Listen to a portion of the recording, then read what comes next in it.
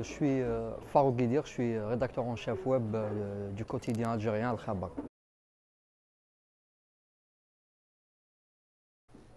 Il faut tout d'abord dire qu'on n'a pas vu la vague venir ici en Algérie, non seulement Al-Khabar, mais pratiquement tous les quotidiens. Et maintenant, depuis une année, 2 années, on assiste à beaucoup d'efforts de la part des quotidiens, notamment Al-Khabar, pour vraiment aborder ce virage numérique-là, afin d'être présent sur ce segment-là, mais aussi pour essayer de pérenniser le papier. C'est vrai que beaucoup disent que le papier va disparaître, mais personnellement, je pense qu'il a encore de belles années devant lui, à condition que certains environnements soient mis en place à l'intérieur des rédactions. Que la rédaction, on parle de virage numérique, c'est-à-dire que les quotidiens doivent s'occuper un peu de numérique, mais on oublie aussi que les rédactions papier doivent aussi faire leur mutation.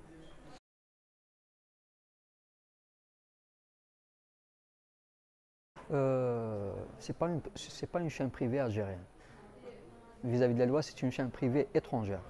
Parce que la législation actuellement en Algérie ne permet pas de créer des chaînes privées. La télévision, c'est un monopole d'État. Alors, qu'est-ce que les propriétaires ou ceux qui ont créé ces chaînes-là, il faut signaler qu'il y a maintenant pratiquement plus d'une quarantaine de chaînes. C'est énorme. En l'espace de quelques années, ça s'est fait comme ça.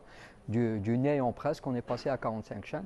C'est des chaînes étrangères qui ont été créées à l'étranger, certaines à Londres, d'autres à Tunis, au Caire, à Amman en Jordanie.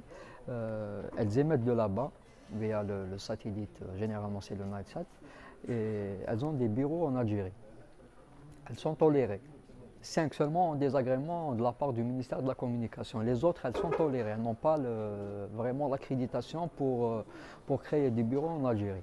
Alors, c'est des chaînes étrangères, de droit étranger, mais qui s'occupent essentiellement de l'actualité algérienne. Al-Khabar, l'autre spécificité algérienne, c'est que ces premières chaînes qui ont été créées, elles ont été créées par des quotidiens papier. C'est les propriétaires de quotidiens papier qui ont créé des chaînes. Al-Khabar a suivi la vague aussi. Ça fait maintenant la chaîne KBC, qui veut dire Khabar Broadcasting Center, émet depuis pratiquement 3 ans, 2 ans et demi, 3 ans.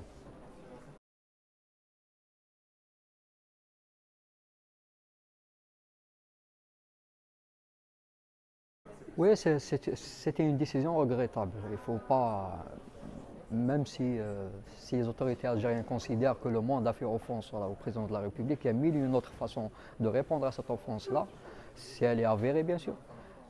Mais refuser un visa à un journaliste, ce n'est pas la meilleure des réponses. Ce n'est pas la meilleure des réponses, ce n'est pas une belle image que les autorités algériennes donnent du pays, d'elles-mêmes déjà, sur sa vision de la liberté de la presse.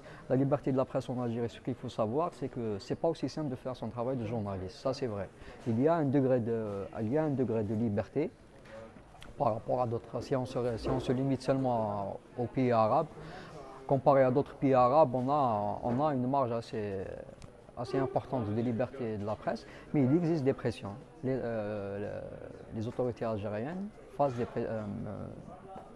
parfois mettent la pression sur les quotidiens. Elle détient une arme qui est fatale, qui peut être fatale pour les journalistes, les journaux et les quotidiens, c'est la publicité. C'est une arme que les autorités algériennes utilisent fréquemment pour faire pression sur le travail des journalistes.